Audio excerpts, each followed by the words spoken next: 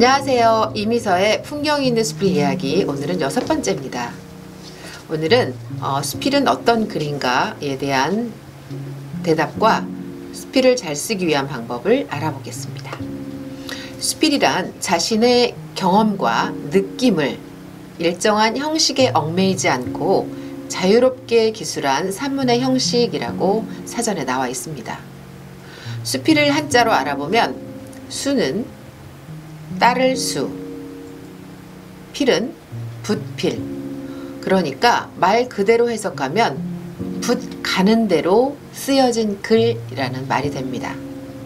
그러나 그것은 수필에 대해서 전혀 알지 못하는 사람들이 수필을 비하한 궁색한 발언으로 볼 수밖에 없습니다.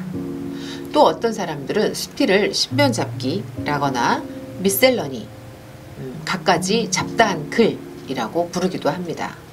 그러나 그것은 수필을 잘 표현하지 못한 말들입니다. 수필은 엄격하게 말하면 우리의 삶을 의미화한 문학이다 라고 말할 수 있습니다. 의미화되지 않은 삶은 무료한 일상이 반복될 뿐이고요. 생활의 의미화, 그것이 곧 수필이고, 수필은 곧 삶의 철학으로 이어지는 것입니다. 수필은 시도 아니고 소설도 아닙니다. 어디까지나 문예적인 산문을 수필이라 말할 수 있습니다. 수필은 시적인 이미지와 소설적인 이야기, 내러티브, 희곡적인 대화, 이 모든 것을 수용합니다. 그러나 그 정도가 넘쳐서는 안 될 것입니다. 저는 사람들에게 수필을 가장 쉽게 설명할 때 이렇게 말합니다. 길게 쓰여진 시, 짧게 쓰여진 소설이라고 말이죠. 물론 여기에는 어떤 의미화가 되어 있어야 진정한 수필로 말할 수 있습니다. 수필은 재미로만 따진다면 소설을 따를 수가 없죠. 수필은 원색적이거나 말초적이어서는 안 됩니다. 수필을 굳이 색으로 표현한다면 파스텔 계열이 되어야 할 것입니다. 이것이 바로 수필이 갖는 고유한 품격이라고 말할 수 있습니다. 이정림 수필가는 수필을 이렇게 표현합니다. 향기가 있되 진하지 않고, 소리가 있되 요란하지 않고, 아름다움이 있되 천박하지 않은 길, 그런 글이 바로 수필이다 라고 말이죠. 지금부터는 수필을 쓰는 방법에 대해서 알아보겠습니다. 첫 번째로 수필의 주체는 작가 자신입니다. 수필 이야기의 의미 수렴자는 1인칭 서술자인 작가 자신, 즉 나입니다. 수필에서는 작가 자신의 이야기는 물론 타인의 이야기도 작가인 내가 최종적인 의미의 수렴자가 됩니다. 수필에서는 작가가 화자가 되어 자신의 이야기를 들려주는 형식이라 소설과는 확연한 차이를 보입니다. 두 번째로 수필은 사실의 문학입니다. 시나 소설이 이야기를 개연적으로 만들어낸 허구의 문학이라고 본다면 수필은 작가의 직간접적인 경험을 실제 소재로 환기해서 그에 대한 해석이나 연상, 의미 부여 등을 체화해내서 증류해낸 작품이라고 합니다. 수필은 자기 자신에 대한 경험을 글로 나타낸 통찰의 글입니다. 다시 말해서 자기 자신을 솔직하게 표현한 글이죠. 문득 어떤 심상이나 감정이 솟아오를 때 설명으로나 묘사로나 이런 표현들을 통해서 가장 솔직하게 자신을 표현하는 글이죠. 솔직성이 강하기 때문에 오히려 논문보다 찌름이 더 강렬할 수도 있습니다. 그리고 틀에 잡힌 형식에 치우치지 않기 때문에 비교적 다양한 글을 짧은 시간에 써내려갈 수 있다는 장점도 있습니다. 어떤 사람은 수필을 강의나 연설이 아닌 좌담과도 같은 글이다 라고 표현하고 있고요. 또 어떤 사람은 정식 요리나 회식 요리가 아니라 일품 요리와도 같은 글이다 라고 표현하고 있습니다. 그 사람의 인생관, 습성, 취미, 지식, 가치관 등 그가 갖고 있는 직접적인 재료가 바로 표현되어서 나오기 때문입니다. 그리고 수필은 심적 나체다라고 말할 수 있습니다. 수필을 쓰려면 먼저 자기 자신이 발가벗고 자신의 나체를 들여다 봐야 합니다. 세 번째로 수필은 간결하게 써야 합니다.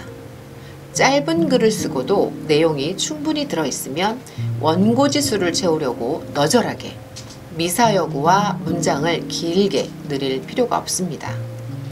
독자로 하여금 창조적 음미를 가진 여백을 줘야 합니다. 수필도 작사와 비슷한데요. 작사는 아무리 길어도 12행을 넘지 않습니다. 그러나 그 안에는 스토리가 잘 정리되어 있습니다. 사랑에 관한 이야기, 부모에 관한 이야기, 친구들 이야기, 자연의 아름다움 또는 세상의 이치, 깨달음 등등 작사가는 3분 안에 자신이 쓰려고 하는 내용을 아주 잘 담아냈죠. 그와 마찬가지로 수필가도 원고지 15매에 자신이 쓰고자 하는 내용을 담백하고 간결하게 써내야 합니다. 네 번째로 수필은 평이해야 합니다. 수필은 소박한 글입니다. 여기서 소박하다는 것은 아름답기 위해서 일부러 꾸미지 않은 것을 뜻합니다. 한마디로 남녀노소 누구나 받아들이기에 어렵지 않고 쉬운 글로 써야 합니다. 속뜻은 깊어도 말은 쉽게 표현해야 한다는 말입니다. 아무리 어려운 철학적인 진리라도 표현 방법만큼은 쉽게 전달하려고 하는 것이 수필을 쓰는 사람들의 앞으로 나아가야 할 방향입니다. 어떤 사람들은 일부러 어려운 말이나 또 일부러 어려운 단어, 한자어를 과시용으로 쓰기도 하는데요. 그럴 필요가 전혀 없습니다. 문장삼이 많이 들어보셨을 텐데요. 보기 쉽고 알기 쉽고 읽기 쉬워야 한다는 뜻으로 문장이 갖추어야 할 세 가지의 요소를 말합니다. 우의 조건에 맞지 않게 문장을 써내려간 사람들은 자신이 해야 할 말을 완전히 소화해내지 못했거나 문장 수련이 덜 된 사람으로 볼 수 있습니다. 또 다섯 번째로 수필은 정밀해야 합니다. 서사나 묘사를 함에 있어서도 혼미하거나 모호하게 표현을 해서는 안 됩니다. 구체적이고 실감이 나면서 치밀하고 뚜렷한 표현이 요구됩니다. 알듯 말듯 막연하게 또 그럴싸한 표현이나 질이 멸렬하게 흐르는 글은 우리가 선명하게 쓸 수 있도록 노력해야 됩니다. 글감에 대한 심오한 관찰과 분석, 깨달음 등을 통해서 진실을 체득하는 인지 방식입니다. 수필은 인격 또는 인품의 글이며 품위가 있으며 온아우미한 향이 풍겨나야 합니다. 수필은 정밀하고 생동감이 느껴져야 합니다.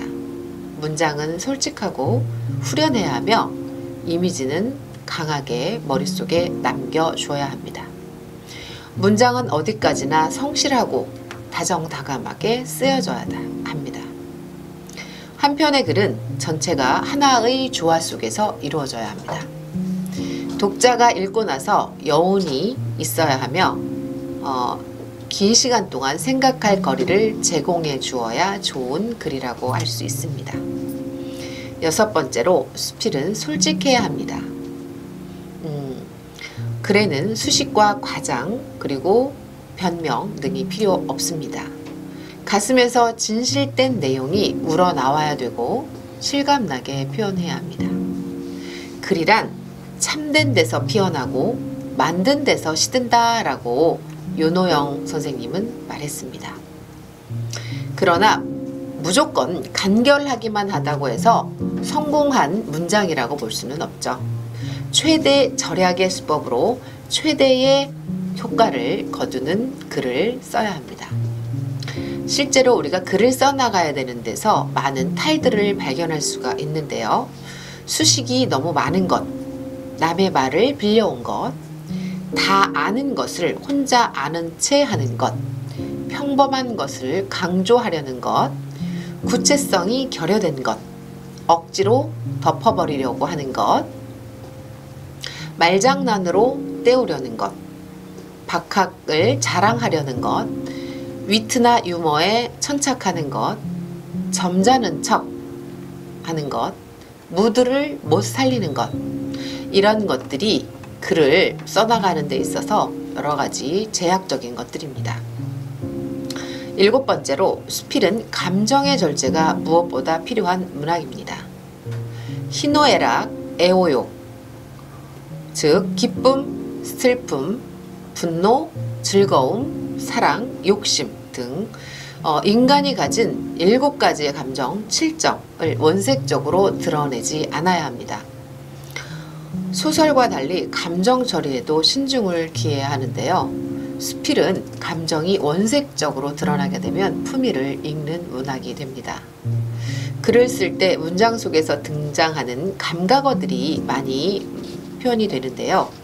흔히 쓰는 외롭다, 슬프다, 고독하다, 힘들다, 기쁘다, 행복하다 등등 이런 감정을 나타내는 형용사, 동사의 표현들을 최대한 삼가하는 게 좋습니다. A불 B, 슬프지만 슬프지 않게 표현하는 방법이 절대적으로 필요한 문학이 바로 수필입니다. 직접적인 단어를 사용하지 않고 슬픔과 감동 그리고 행복이 절로 느껴지는 글이 최고의 글입니다. 수필에서의 절제는 생명과도 같은 부분입니다. 중국 당나라의 시인 두보가 자신의 문장이 남을 감동시키지 못하면 죽어도 그만두지 않겠다라는 각오로 글을 쓴 결과 훌륭한 작품을 만들어서 후대에 많은 사람들에게 감동을 안겨준 것은 아주 유명한 이야기죠. 어불경인 사불휴. 자신의 개성을 찾고 좋은 글을 썼을 때 많은 수필 독자들을 감동시킬 수 있습니다. 오늘은 수필과 좋은 수필을 쓰는 방법을 알아보았습니다. 감사합니다.